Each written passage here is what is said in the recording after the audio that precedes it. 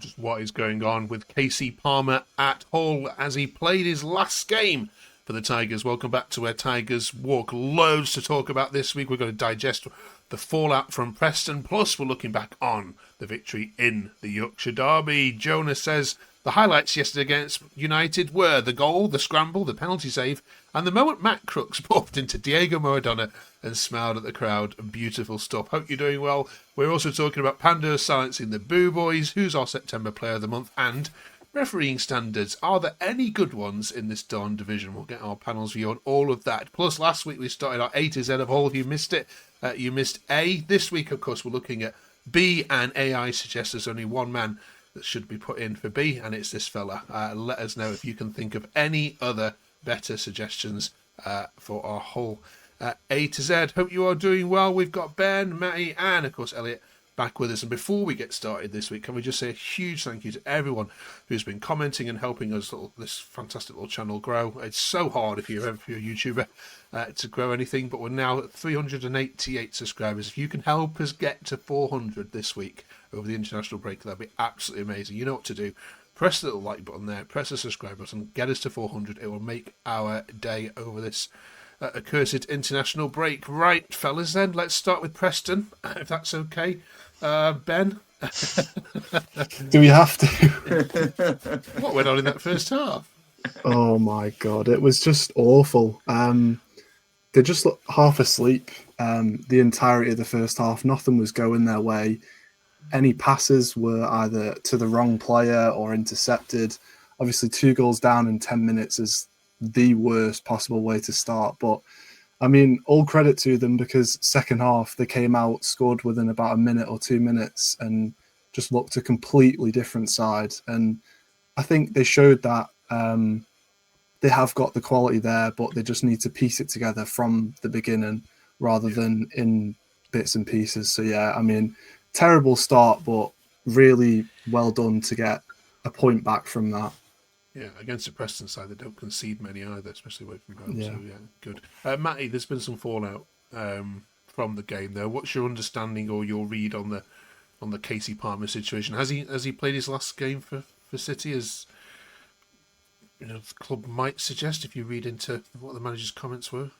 I think we were just discussing it earlier. I think the comments by Sergei pre-match or post-match about Kasey Palmer. I mean, that I think we said it might be taken out of context a little bit, just with translation and stuff like that. So, but it sounds potentially that he's fallen out with Sergei, and it wasn't a physical thing with him. He said it was more of a mentality thing with him.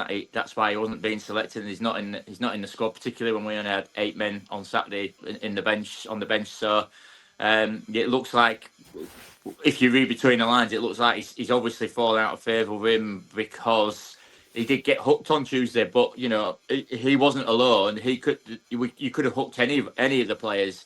It's just that if Palmer was the one that got hooked, I mean, let's be honest, I don't think he's really set the heights of what he could potentially do at City. He's not really reached what we thought we were going to get from when he was at Coventry, and he was more of an impact sub, I suppose, when he was at Coventry and he came on and he changed the game, but he hasn't really hit the ground running with us, and it's just not worked out. So he's returning from injury a little bit, but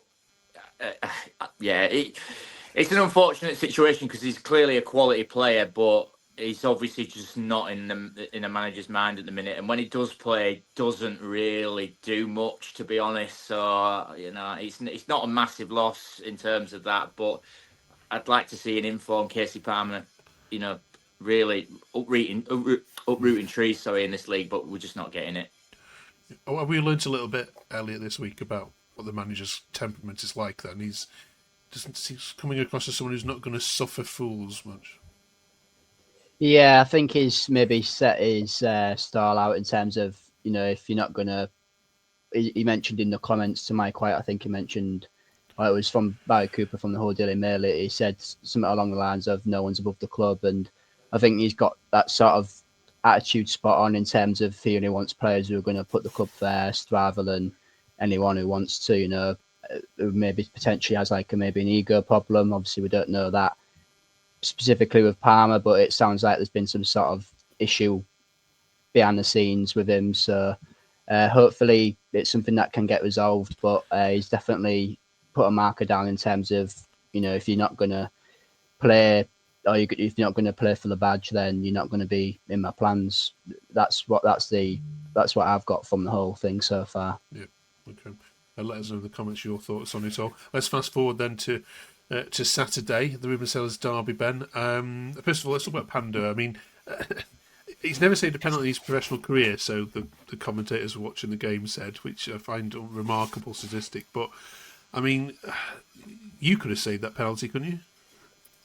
It was a poor penalty, but I'll give him all the credit for it. I think, Sergey said in his post-match interview, it gives him the world of confidence, because people will have seen, obviously, that the post he put out after the Preston game, where he pretty much took the blame on himself and said he let the team down.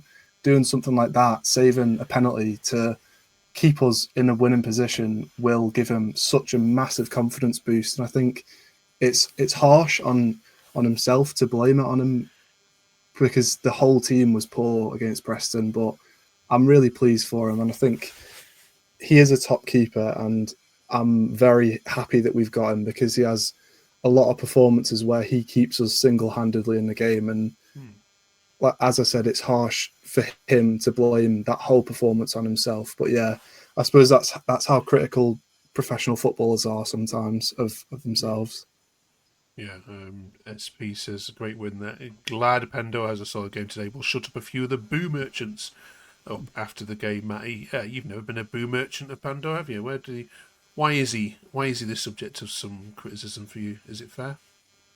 I think the criticism is fair. I don't think his standards has been as high as what he was last season. But then, I think a few people have got short memories, and we totally forget what he actually did for us last season. And I think we spoke about it in earlier episodes. He does deserve a lot of credit for his performances, but he hasn't been up to standard so far this season. I mean, Preston, he made a mistake for the goal. It was a poor clearance, and it looked like he didn't dive for the goal, which, yeah, he was. I think the defender was in the way, so he couldn't really see it. And his distribution's been really poor this season.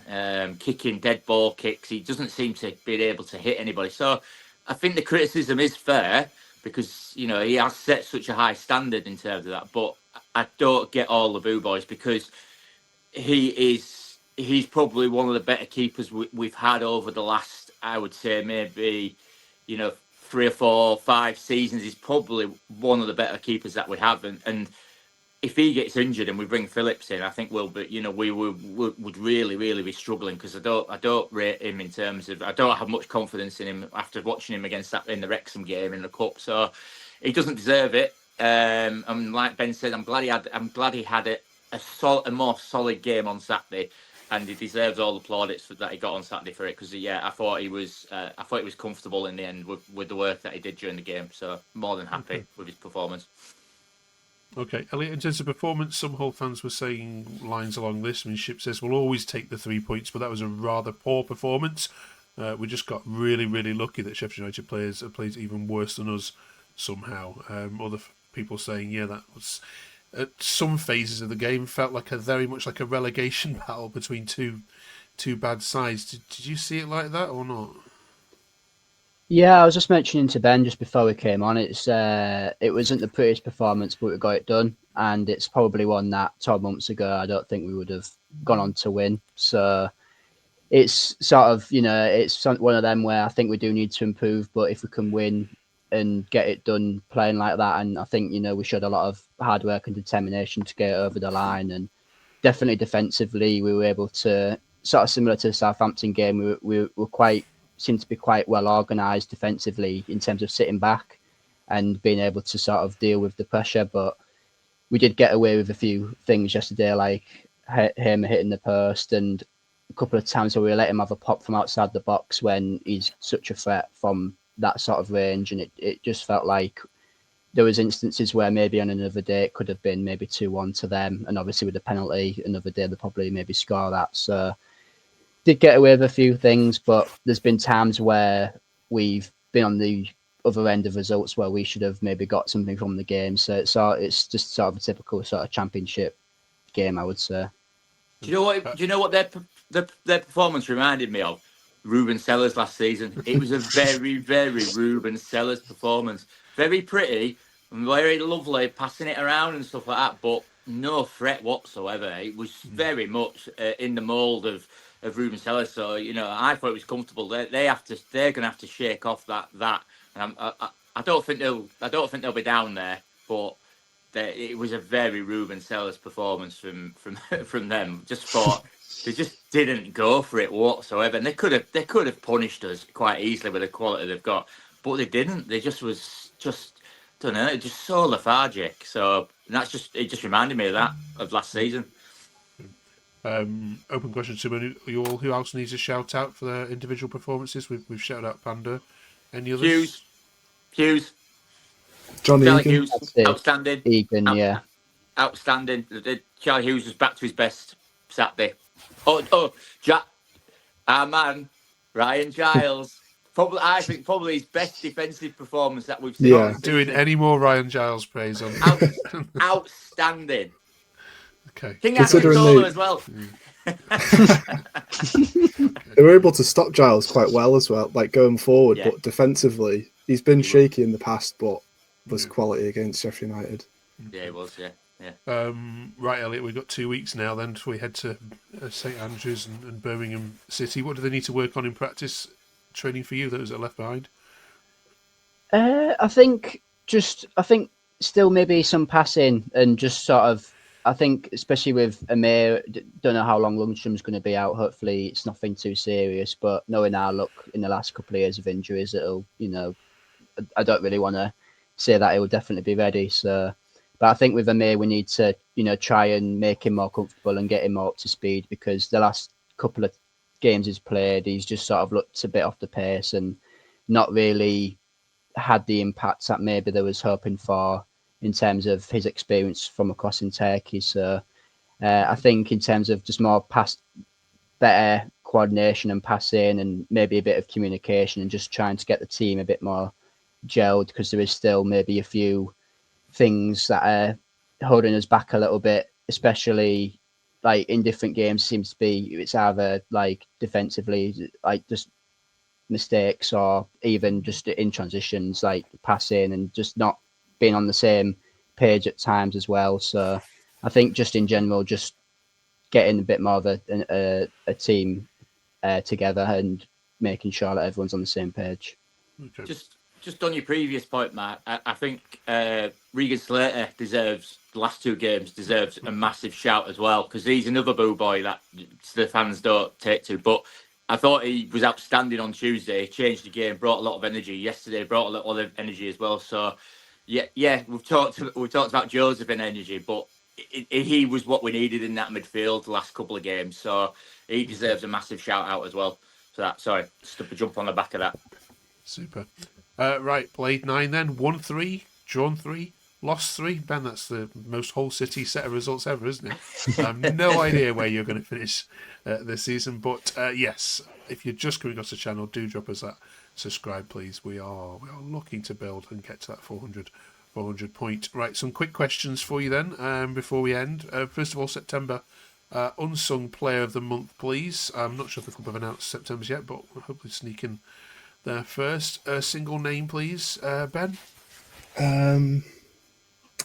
John Egan. That'll be my shot, I think. I mean, we can't go for McBurney all the time. He's not an unsung hero, is he? But I'm going to go for Coyle. I think he's done all right since he's come back in. I think he's been solid. And Elliot. I wouldn't say he's unsung, but I just think Giles, just in terms of the more defensively, I think he's getting there a little bit more. Something that is obviously criticised on, and obviously going forward, he's definitely been so much better than what we were seeing previously. Jakovic seems to be getting the best out of him now. So I'd say for Giles, just this month, he's looking more of a stable left back, both going forward and in defence. Brilliant. We're talking refereeing standards, Matty, this week as well, because there's been just a growing increase, and I don't know whether it's been the greasy pitches or the fast play we've had the last couple of weekends where we've had storms and everything, the weather's not made it, but we've had a number of awful decisions, and Hull have had your fair share, of course, as well. So it's led us to this question. Are there any good referees in the division? And if so, who are they? God, I'll be struggling for names, Mike, but I just to reflect on the one on Saturday, I mean, he was very whistle happy, I thought, in favour of Sheffield United, and I don't know why. I mean, I thought from my position, you can't see it was at the other end of the pitch, but I thought there was never a penalty. But looking back, it probably was a penalty. It was definitely a penalty. But he was wanting to give them something all game. There was a number of occasions. I mean, one of the occasions when their player was on the floor and played the ball like when he was over the ball and played the ball and did that, and then Crooks did it, and he give a free kick against us, and it's just like. It's just that inconsistency that frustrates the hell out of you. You know, he'll give something for a push in the back, and then he won't give something for something else. So, I don't know. I don't know. I suppose the ones that go unnoticed are probably the best, but I couldn't name one off the top of my head for you. But I didn't think he was particularly good Saturday. I thought probably the one on Tuesday did an all right job, but you know, we didn't have any controversial issues, I suppose, from that. But I think it's just that it's having it at a consistent level that if you're going to give a foul for one thing, you have to give it for the same reason for the other team. And I'm pretty sure all the other teams say, yeah, the refs are crap or biased against us, but it just feels like we don't get a rub of the green sometimes just because we're an unfancy club as such. So yeah, it's frustrating more than anything. Frustrating.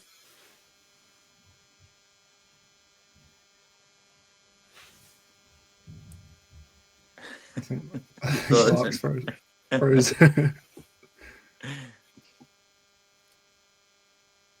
Might have to do some editing on this one. I bored him to tears. He's gone. Oh. He's had enough. Just keep this bit in. Bloopers. We could have end of the season bloopers. Bloopers real, yeah. Bored him to death. Yeah, I didn't know. I thought ref yesterday. He would just. I don't know. He just wanted to give him everything, didn't he? And just like especially second half. Second half, I felt first half he was hard, but second half, I think 90% of the things seemed to go Sheffield United's way, and it was like 50-50 ones as well, where they're not always given. And it was. I felt the penalty. I was when I saw it live, I did have a feeling he caught the man before getting anywhere near the ball, and he gave it straight away. I know a lot of people sort of protested around it, but in the back of my mind, I did think he maybe clumsily tackled the man, Danny Ings first. So he went down on the back of his calf. He went down the back of his calf. Yeah. I think it's because he'd only just come on, hadn't he? It's like he'd been on about 5-10 minutes, and that's like the first real involvement he had was just a bit of clumsiness. So what put in my mind that it might have been a penalty because he'd only just come on and he might have just been still getting up to speed, and it just felt like a bit of a clumsy challenge. He's back. Sorry, fellas. You all right? Yeah. His internet went down, of course. Right, no idea where we got up to, but I'll move on to the next bit. I thought we bored you to.